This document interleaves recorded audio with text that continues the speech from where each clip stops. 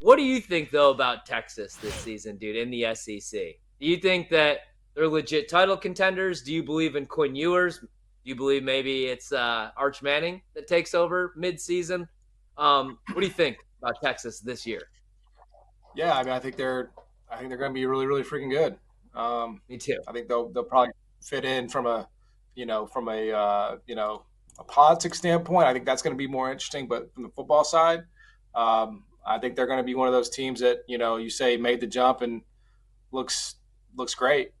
Obviously, they lost a little bit on the defensive side of the ball, but I mean, you can't deny, um, the pieces that they have on offense, right? I mean, it's just, I mean, whether or not you're a huge believer in Quinn Ewers, I think that's probably, that's where you start. But you spend a lot of money in NIL. You have, guys in the portal come in. The schedule's favorable. You hire a good DC, big wide receivers.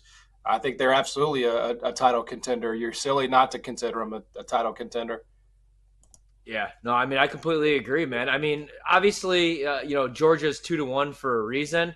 And I know it's going to be a little bit of a transition for Texas, and you do have some tough games. Week 2, I mean, you go on the road to the big house to play Michigan, but it's a rebuild year, or at least a retool year with Sharon Moore taking over. JJ McCarthy's gone. Blake Corum's gone. I still do think Michigan's like a 9-10 win team because of that defense, man. They bring back a ton from a defense that gave up 9 points per game and just won a national championship.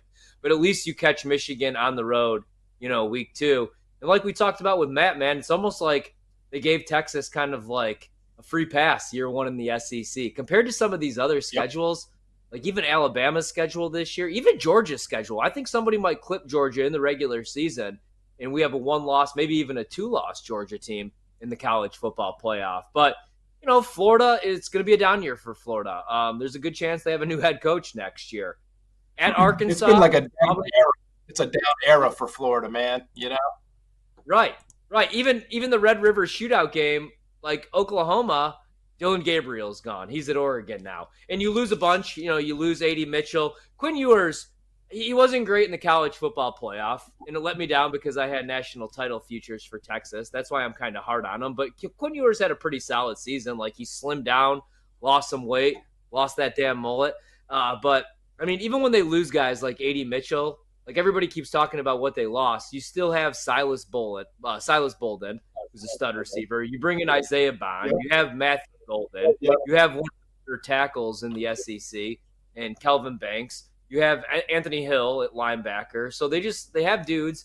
I'm a Sark guy. I know not everybody believes in Sark, but he had him in the college football playoff last year. And if Quinn Ewers Exactly. played better, turned the ball over, they probably would have won that game. They should have won that game. They were favored in that game. So I'm not betting Texas. I'm not betting their win total over. I'm not betting them to win the national championship, but I do think they're going to be pretty good this year. I do.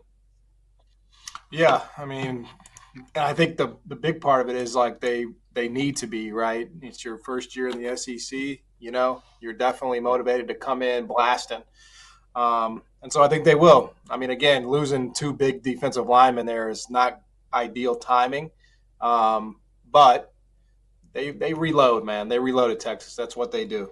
So I'm expecting them to Yeah. be a they'll be a factor. They'll be a factor in the SEC, and they'll be a factor in the national championship picture. Yeah, the win total though, man, 10.5. It's plus 140 to the over. It's minus 178 to the under. So, some sharp money coming in on the under. I mean, I could see them winning 10 games. 10 wins probably get you in the college football playoff, especially in the SEC. They're plus Yeah, I think 775. that's going to be the interesting thing, right? Like we're about to be in a world where two losses far from disqualifies you. Right?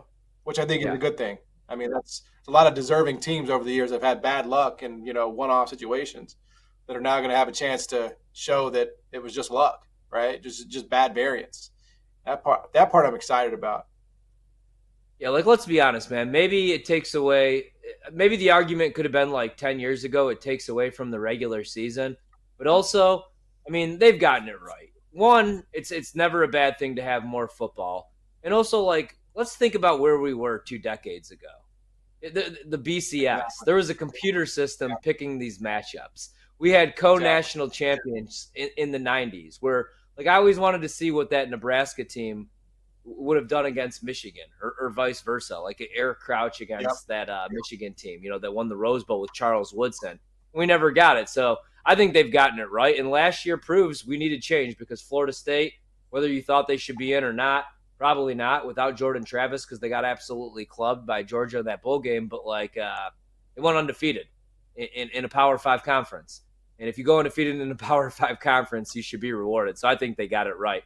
But yeah, so Texas plus 775 to win it all, minus 225 to make the playoffs.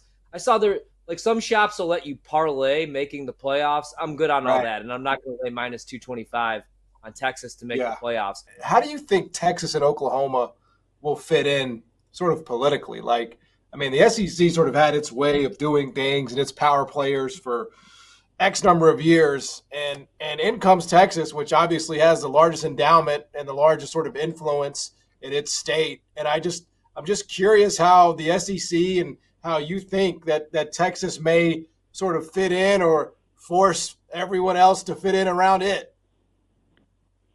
Yeah, it was interesting last week being at SEC Media Days in Dallas. It is very clear that the Texas fatigue is already real for a lot of people. But Texas is coming into this league with a really good football team. Their program hasn't had great success over the last 20 years, but this team should be really good. And guys, their schedule, if you look at it, it's almost as if the SEC administrators handed Texas a blank piece of paper and said, "Here, write your schedule for year one." Like if they're not in the playoff this year, it is a massive upset. Now, what kind of influence does Texas have on the league as a whole? I think that's probably overstated. I mean, the league is wealthy. It's been the most successful league in college football and in all college athletics, really, for the last 2 decades, maybe longer. And, I mean, I think there's probably more of a feeling like the conference, if anything, would cater to Alabama and Georgia before it would a team coming in for the, in the first year of competition. So, I think the SEC does a good job of trying to manage the desires of all of its member institutions. They try to preserve traditional rivalry games. Like LSU loves to play night games, so they try to make that a focus whenever they can. You're never going to please everybody, and you can't make an omelet without breaking a few eggs. But I think Texas will assimilate fine, especially because they have a good team when they're coming into the conference.